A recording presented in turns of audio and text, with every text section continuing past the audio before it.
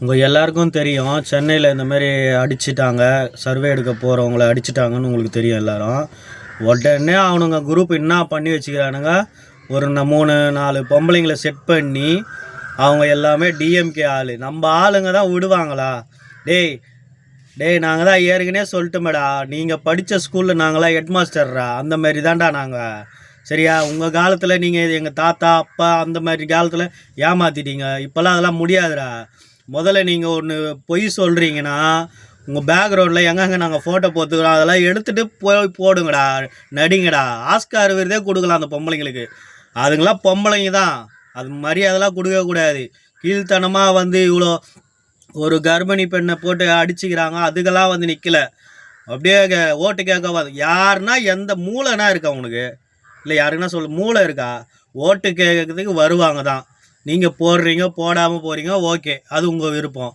அது கேட்டு அடிச்சுட்டு போனாங்கன்னு சொல்கிறீங்க பாருங்க, அதுதான் நம்ப முடியல. நீங்கள் தான் அது செய்வீங்கன்னு சொன்னால் நம்புவாங்க. தாவைக்கால இருக்கிறவங்க செய்வோம் சொன்னால் நம்புவாங்களா? செம்ம ஆக்டிங் பாருங்க, உங்களை வச்சு நல்லா கலாய்கிறாங்க. வந்து விஜய் போட்டு ஆகணுமா? எங்களுக்கு உயிர் போன மாதிரி நாங்க போட்டு சொல்லுங்க. நீங்களே சொல்லுங்க, பொதுமக்கள் நீங்க பாதுகாப்பு எங்களுக்கு இல்லையா? சொல்லுங்க. ஆமா சார், என்ன மாறு வலிங்க சார். சட்டத்துக்குனா சட்டம் தன் கடமை செய்யும். சரோஜா சாமானிகாலோ விஜய்க்கு தான் போடணும்னா எப்படி? அது விஜய்க்கு போனா அவ்வளவு சட்டமா நாங்க விஜய்க்கு போட்டு தான் ஆகணுமா? எங்களுக்கு உயிர் போன மாதிரி நாங்க போட்டு விஜய் டிவிக்கு ஓட்டு போடுன்னு மிரட்டுறாங்க சார். எங்களை போலீஸுக்கு போன் எப்படி சார் நாங்க ஓட்டு போடுவோம்? யாரன்னா கூப்பிடுன்றாங்க. அந்த அளவுக்கு அவங்களுக்கு வயசு பொண்ணை வச்சுக்கின்னு தனியா இருக்கிறேன் சார் வீட்டுல. நான் என்ன கம்ப்ளைண்ட்?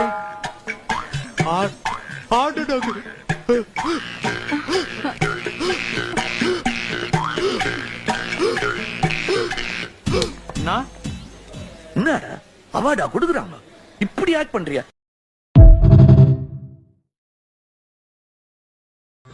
பார்த்தீங்களா இந்த வீடியோவை? இல்லை, தைரியமாக களத்தில் நின்று நாங்கள் ஜெயிச்சு காட்டுவோம், மக்களுக்கோசம் இதை செய்வோம்னு சொல்லிட்டு அங்கே போய் ஓட்டை வாங்கிறதுக்கு துப்பு கிடையாது எந்த நாய்ங்களுக்கும். ஆனால் அடிக்கிறதுக்கு மட்டும் முன்னாடி வரேன். ஏடா உங்களுக்கு அடிக்கிற மாதிரி தான் நாங்கள் கை வாங்கினா நீங்கள் கம்முன்னு இருந்துருவீங்களா? நாங்களாம் என்ன அடி வாங்கிட்டு கம்முன்னு இருக்கிறோன்னு நினச்சின்னுக்கிறீங்களா? எல்லாத்துக்கும் ஒரு காரணம் இருக்குது. சரியா? உங்களை மாதிரி எங்கள் தளபதி எங்ககிட்ட சொல்லலை, பொறுமையாக இருங்க விட்டு போங்கன்னு தான் சொல்லிக்கிறாரு. ஆனால் நாங்களாம் திரும்ப ஆரம்பிச்சுன்னு வச்சுக்கோ, நீங்கள் ஒருத்தர் இருக்க மாட்டீங்க. நான் ஆட்சியில் நீங்கள் மட்டும்தான் அதிகாரம் பண்ணோம், நீங்கள் மட்டும் தான் இருக்கணுமாடா? நாய்ங்களா? ஊரை சுரண்டி தின்னுக்கிற நாய்ங்களா?